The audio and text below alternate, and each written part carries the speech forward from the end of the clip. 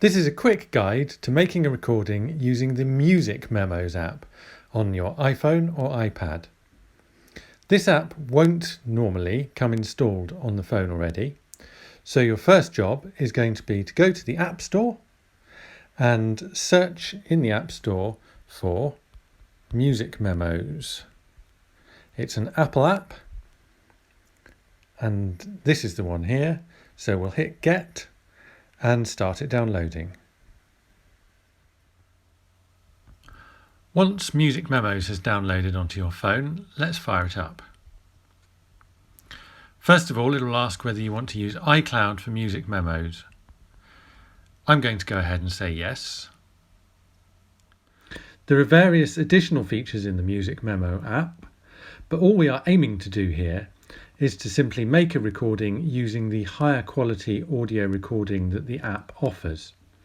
However, the one thing that we might want to use is the tuning facility in the top right. This allows us to tune our instrument, giving an indication a red bar to the right if it's too sharp, a red bar to the left if it's flat, or blue in the middle if it's in tune. When we're ready to record, all we need to do is hit the big blue button in the middle. The screen will turn red, the button will turn to a red square, and a waveform will scroll across the bottom of the screen indicating that recording is taking place. When we're ready to stop the recording, we press the red square. We can now see the recording at the bottom of the screen. If we tap anywhere on that, this will bring it up in full screen. Again, there are various options here that allow us to do lots of additional things, but the main thing we're interested in is trimming the recording to take away silence at the beginning and the end. So we'll use the middle icon underneath the play indicator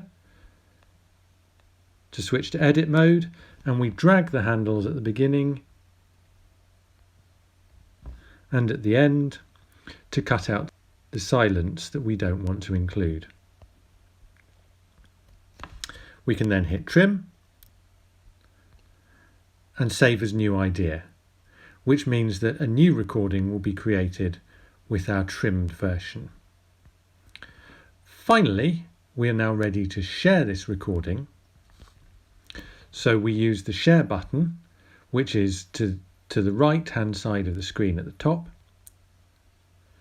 We can share via email, but because the higher recording quality means larger files, it's probably better to share using a file sharing service like iCloud, Dropbox, OneDrive or Google Drive.